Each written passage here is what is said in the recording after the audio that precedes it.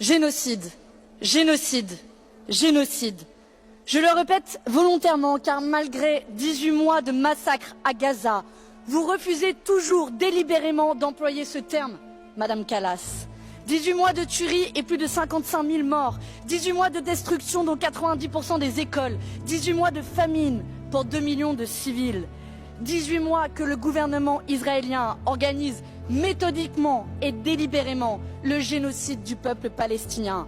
Et il aura fallu attendre que notre groupe de la gauche utilise sa possibilité d'organiser un débat pour que le mot génocide et la nécessité de sanctions apparaissent pour la première fois à l'agenda officiel de notre Parlement européen.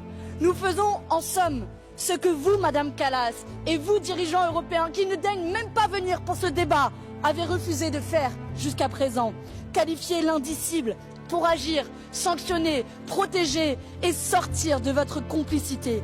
Car oui, vous êtes complice, Madame Kallas, quand vous restez silencieuse face au blocus humanitaire imposé par Israël, qui laisse pour seul rêve aux enfants de Gaza d'avoir une simple miche de pain. Ce blocus honteux qu'une députée de mon groupe, Rima Hassan, dont je veux saluer ici le courage, a tenté de contourner avec la flottille de la liberté. Leur arrestation dans les eaux internationales était illégale, leurs conditions de détention indignes. Mais les autorités européennes, et notamment vous, Madame Kallas, n'avez pas eu un mot pour appeler à leur libération. Apporter de l'aide humanitaire ne devrait jamais être un crime. Les seuls qui doivent être derrière les barreaux, ce sont les personnes poursuivies par la Cour pénale internationale, au premier rang desquelles Benjamin Netanyahou.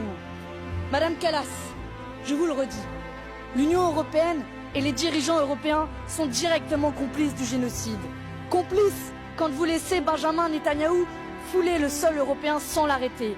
Complices quand vous déversez des millions d'euros au complexe militaro-industriel israélien à travers le programme de recherche Horizon.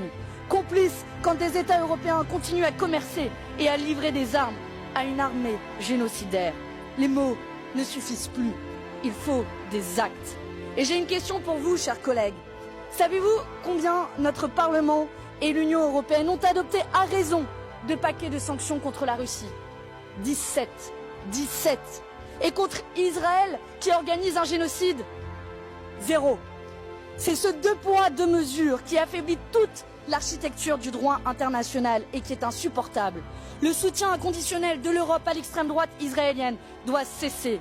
Cela a dû être fait depuis bien longtemps, mais vous avez une nouvelle opportunité le 23 juin prochain au Conseil des ministres des Affaires étrangères en décidant de suspendre l'accord d'association entre l'Union européenne et Israël. Et laissez-moi vous prévenir, Madame Kallas, vous ne pouvez plus tergiverser en proposant de réexaminer, peut-être dans un futur plus ou moins proche. Parce que les distributions humanitaires qui se font prendre pour cible par des tirs, c'est pas dans un futur, c'est maintenant. Parce que les Palestiniens qui n'ont d'autre horizon que mourir de faim ou mourir d'une balle, ce n'est pas dans un futur, c'est maintenant. Parce que la survie tout simplement du peuple palestinien se joue maintenant.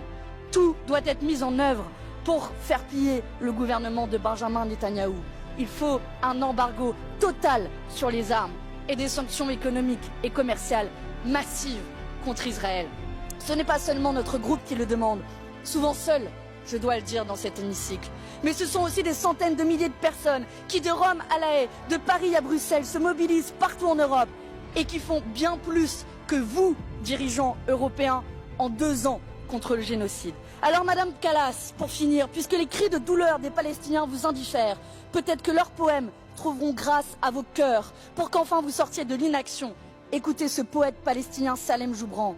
Si un enfant était assassiné et que ces meurtriers jetaient son corps dans la boue, seriez-vous en colère? Que diriez-vous? Je suis un fils de Palestine, je meurs chaque année, je me fais assassiner chaque jour, chaque heure. Exprimez-vous. Qu'est-ce qui a provoqué votre soudaine indifférence? Quoi donc? Rien à dire? Je vous remercie.